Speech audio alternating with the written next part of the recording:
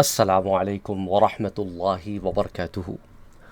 میرا بھائی، ہم تو بہت صبر سے بیٹھے ہوئے تھے اور اس میں ہم بات نہیں کرنا چاہ رہے تھے، لیکن اتنی تیزی سے مفتی طارق مسعود کے کیمپ سے اور ان کی جو ٹیم ہے اسے موصول ہونے والے سوالات اور ان ویڈیوز کی بوچھاڑ اور آپ لوگوں کی طرف سے ان ویڈیوز کا ہم تک پہنچانا، ایک ایسے طوفانی طریقے سے یہ سارے معاملے چل رہے تھے کہ اس مسئلے پر بات کرنا بہت ضروری ہے کہ مفتی طارق مسعود صاحب اس وقت بہت کنفیوز چل رہے ہیں، اسی طرح جیسا کہ ان کے بڑے بھی کنفیوز چل رہے تھے اور بہت سارے لوگوں کو کنفیوژن کا شکار بھی کرتے نظر آ رہے ہیں۔ کبھی کبھی تو ان لوگوں کی بات ماننے کو دل بھی کرتا ہے جو کہتے ہیں کہ ان کی ذہنی حالت شاید اتنی کتابیں پڑھنے کے بعد ٹھیک نہیں رہی ہے۔ عموماً کتابیں پڑھنے سے علم جو ہے وہ بڑھتا ہے، پر یہاں علم کا فقدان کچھ نظر آ رہا ہے۔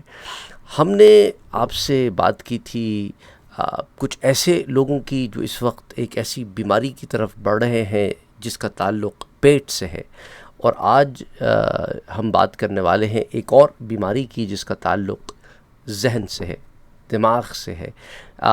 کبھی کبھی انسان کو اچھا لگتا ہے کہ میں بے وقوف بنا رہوں۔ اسی طرح کی کسی سچویشن میں یہ مفتی صاحب بھی نظر آتے ہیں۔ کہتے اپنے آپ کو سنی ہیں، پر ربیع الاول کو بدعت کہتے کہتے کہیں چھپا جاتے ہیں، لیکن کہنا چاہتے ہیں تو وہی تو ہم آپ سے کہتے ہیں کہ یہ دیوبند کا لبادہ اوڑھتے ہیں، حنفیت کی چادر پہنتے ہیں، اہل سنت والجماعت اپنے آپ کو کہتے ہیں، پر باتیں وہی وہابیوں والی کرتے ہیں۔ دیکھیں، وہابیوں کی نا 3 قسمیں ہیں۔ ایک قسم وہابیوں کی وہ ہے جو اپنے آپ کو ہمبلی کہتے ہیں، اور ایک قسم وہابیوں کی ہمارے ہاں پاک و ہند میں 2 قسمیں ہیں۔ ایک وہ جو اپنے آپ کو ہر امام سے مبرہ، خود اپنی ذات میں امام سمجھتے ہیں، ہر ایک آدمی کہتا ہے قرآن پڑھو، حدیث پڑھو، خود عمل کرو اور خود فیصلے کرتے پھرو۔ ایک عجیب منہج ہے ایک عجیب منہج ہے، اس کو اہل حدیث کہتے ہیں اپنے آپ کو۔ بہرحال وہ ایک اور ڈسکشن ہے۔ ایک وہ ہے۔ تیسری وہابیوں کی قسم حنفی وہابی ہیں، جو بیسکلی ہمارے ہاں دیوبندیوں کے نام سے زیادہ تر جانے پہچانے جاتے ہیں، کہ ایک چادر حنفیت کی ہے، ایک چادر اہل سنت والجماعت کی ہے، اور سب سے بڑی اندر والی چادر وہابیت کی ہے، جو کہیں کہیں سوچ میں جھلکتی ہے۔ دیکھیں، آپ اہل حدیث سے مناظرے کر بھی لیں، آپ انہیں بلا لیں، ان سے بحثیں کر لیں، آپ کی حنفیت اور غیر حنفیت کی بحثیں ہوتی رہتی ہیں، لیکن فکری طور پر آپ لوگ ایک ہی شخص کے پیروکار ہیں، وہ ہے ابن عبد الوہاب نجدی۔ جو باتیں اہل حدیث کرتے ہیں وہی باتیں آپ بھی کرتے ہیں، وہی باتیں حنبلی وہابی بھی کرتے ہیں، سوچ وہی ہے۔ تو اب کب تک چھپاؤ گے یار؟ نہ شرماؤ، آ کے سب کو بتا دو کہ ہم حنفیت کے لبادے میں چھپے ہوئے وہابی ہیں۔ ہم کہتے اپنے آپ کو کچھ ہیں اور عمل ہمارے کچھ ہیں، تو اس کے اندر کوئی آر محسوس نہیں ہونی چاہیے، اور لوگ برا بھی نہیں منائیں گے آپ اگر اوپنلی آ کے اپنے آپ کو کہہ دیں کہ ہم کیا ہیں۔ دیکھیں نا، ہم اکثر اعتراض کرتے ہیں انجینئر محمد علی مرزا پہ کہ سمجھ ہی نہیں آتا کہ شیعہ ہے، سنی ہے، قادیانی ہے، کون ہے بھائی تو؟ کون؟ پتہ کراؤ بھائی اپنا۔ اتنے کنفیوز چل رہے ہو تم، کبھی سنیوں کی کتابوں سے شیعوں کی نمازیں ثابت کر رہے ہوتے ہو، اور اس میں ایسے غلطیاں کرتے ہو کہ چھوٹی جماعت کے بچے بھی منہ پہ ہاتھ رکھ کے ہنسنا شروع کر دیں کہ یہ انسان ہے کہ پاجامہ۔ دوسری طرف جو ہے ایسے بلنڈرز، ایسے عقائد جو شاید ہندوؤں کے عقیدے ہوں یا گریک میتھولوجی کے عقیدے ہوں، جس میں منی گاڈ کا کانسیپٹ ہوتا ہے، وہ تم پلیٹ فارم سے پڑھاتے ہو، اپنے قرآن اور حدیث کہتے ہو میں پڑھا رہا ہوں۔ ادب اس قسم کی کچھ ایگزامپلس ہیں جو ہم نے آپ کو دی ہیں، تو وہ بھی ایک چھپا ہوا آدمی ہے۔ تو اسی طرح یہ لوگ بھی چھپے ہوئے ہیں، ان کو اپنے آپ کو فلی طور پہ ظاہر کر دینا چاہیے۔ دیکھیں نا، کوئی بھی آدمی جس میں ہلکی سی بھی سمجھ بوجھ ہے وہ اس چیز کو پہچان سکتا ہے کہ ذہنی طور پر آپ لوگ کن فکروں کا اظہار کر رہے ہیں اور آپ لوگ اصل میں کیا ہیں۔ جب بات آتی ہے ربیع الاول کے بابرکت مہینے کی، تو آپ لوگوں کے پاس سے یہی صدائیں کیوں اٹھتی نظر آتی ہیں؟ بدعت، یہ بدعت وہ بدعت، اس پر ہم نے بڑی تفصیل سے رد کیے ہیں۔ آپ نے تو جلوس کو بھی بدعت کہہ دیا، اسے بھی ہم نے سیرت کی کتابوں سے ثابت کیا ہے کہ جلوس بدعت نہیں ہے۔ صحابہ سے بھی جلوس ثابت ہے، خوشی کے لیے جلوس کا نکلنا تو صحابہ سے ثابت ہے، تو ہم تو خوشی کا جلوس نکالتے ہیں۔ سمجھ آ گئی بات؟ اچھا، اب وہ لوگ جو جلوس کے نام پر ایسے کام کرتے ہیں جو غلط ہیں، ان کو آپ اگزامپل بنا کر جلوس ہی کا رد نہیں کر سکتے۔ جلوس میں ڈسپلن کی ترغیب دے سکتے ہیں، لیکن آپ تو جلوس ہی کا رد کر دیتے ہیں۔ پھر آپ سے بات ہوئی عید میلاد النبی کی، تو آپ تو کہتے عید میلاد النبی ہی بدعت ہے، کہتے نہیں ہیں اتنا اوپنلی، لیکن کہیں کہیں کہہ بھی جاتے ہیں، لیکن اس کو ڈینائی کرتے رہتے ہیں۔ وہ 12 پہ آگے سوئی اٹک جاتی ہے، 12 ربیع الاول ہے کہ نہیں ہے، 12 9 6 تاریخوں میں کھیلتے رہتے ہیں، یہ ابھی تک تاریخوں میں پھنسے ہوئے ہیں۔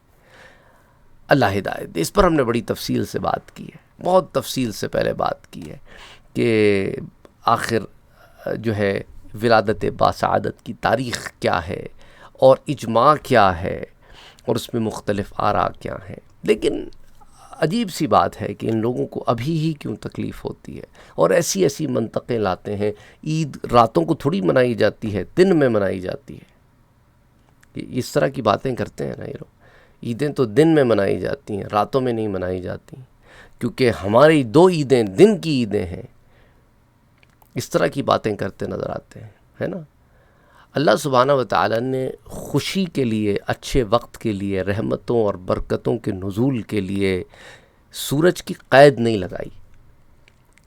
لیلۃ القدر رات میں ہوتی ہے، برکتوں والی رات ہے، اور لیلۃ القدر ہمیں حضور کی نسبت سے ملی ہے۔ ہم تو صبح و شام اللہم صلی علی محمد وعلی آل محمد وعلی اصحاب محمد پڑھتے رہتے ہیں صلی اللہ علیہ وسلم۔ بہرحال اللہ سبحانہ و تعالی ان کی اور ان کے جیسی سوچ رکھنے والوں کی صحت کے لیے ہم دعا کرتے ہیں، ان کی روحانی صحت کے لیے ہم دعا کرتے ہیں۔ ان مسائل کا تعلق ان کی روحانیت سے ہے، جسمانیت سے نہیں ہے۔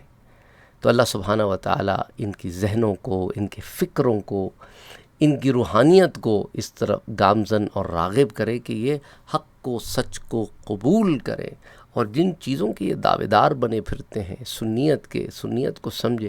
سارے جہان کے سنیت کے پیروکار، سارے جہان کی سنیت کے علمبردار لوگ تو ربیع الاول میں حضور اکرم صلی اللہ علیہ وآلہ وسلم کی ولادت باسعادت کا اہتمام کرتے ہیں، اور یہ ایک ایسا معاملہ ہے جو امت مسلمہ میں ایک عرصے سے چلا آ رہا ہے، اور صحیح مسلم کی حدیث کے مطابق یہ معاملہ جو ہے بالکل ٹھیک ہے۔ میں نے ایک چھوٹا سا ریفرنس دیا ہے، صاحبان علم اس حدیث تک پہنچ سکتے ہیں۔ من سن فی الاسلام، 4 ورڈز دے رہا ہوں آپ کو، اس پر ہم نے بڑی تفصیل سے پہلے بات کی ہے۔ سنتن حسنتن، چلے 3-4 اور ورڈز دے دیتے ہیں۔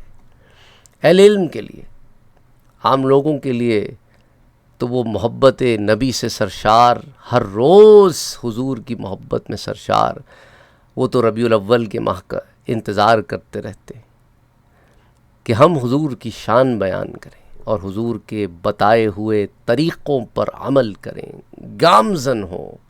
وہ پھر ان چکروں میں نہیں پڑتے کہ وہ یار تم نے نعتیں پڑھیں، تم نے یہ کیا، تم نے وہ کیا، تم نے دوسرے کام کیے کہ نہیں کیے، وہ نہیں کیے تو یہ بھی نہیں، بلکہ ان کا طریقہ کار یہ ہونا چاہیے کہ میرے بھائیوں اور میری بہنوں، تم حضور صلی اللہ علیہ وآلہ وسلم سے محبت کا اظہار کرتے ہو، کرتے رہو، لیکن میرے نبی کی سنت جو ہے اس پر بھی عمل کرتے رہو۔ اس کا عمل کرنا بھی ضروری ہے، لازم و ملزوم ہے۔ تم محمد مصطفیٰ سے محبت کے دعوے دار تو ہو، پر اس پر عامل نہیں ہو۔ عمل کر کے بھی بتاؤ، نمازوں کو قائم بھی کرو، زکوٰۃ کو قائم بھی کرو، حج کے فریضے کو صاحب استطاعت لوگ ادا بھی کریں، رمضان کے روزے بھی رکھیں، اور اپنے اخلاق کو بھی اچھا رکھیں، اپنے آپسی معاملات کو بھی درست کریں، اپنی ازدواجی زندگی ہو، گھریلو معاملات ہوں، ماں باپ سے معاملہ ہو، رشتہ داروں سے معاملہ ہو، بھائیوں بہنوں کا آپس کا معاملہ ہو، دیگر رشتہ داروں سے معاملات، اولاد سے، ماں باپ سے معاملہ، سب کو درستگی کے ساتھ لے کے چلو۔ محلے داروں سے معاملات، بزنس میں معاملات، جاب پہ معاملات، سڑکوں پہ معاملات، ہر شے کے بارے میں تم سے سوال ہوگا۔ یہ طریقہ کار جو یہ لوگ اپناتے ہیں کہ ایک چیز کی نشاندہی کر کے دوسری چیز سے منع کرتے ہیں، اصل میں مقصد دوسری چیز سے منع کرنا ہوتا ہے اور پہلی چیز کی نشاندہی تو بس ایسی ایکسکیوزن کرتے ہیں۔ انہیں ایسی چیزوں سے اجتناب کرنا چاہیے، بچنا چاہیے۔ بہرحال اللہ سبحانہ و تعالی شفا دے انہیں بھی اور ان جیسے بہت سارے لوگوں کو بھی۔ یا تو کھل کے کہہ دو کہ ہم کیا ہیں، یا پھر جو کہتے ہو وہ بن جاؤ، یا سراسر موم ہو جاؤ یا سراسر سنگ، بیچ میں نہ اٹکے رہو۔ السلام علیکم۔